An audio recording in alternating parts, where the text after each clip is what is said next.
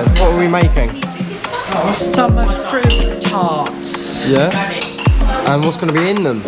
Strawberries, blueberries, cream.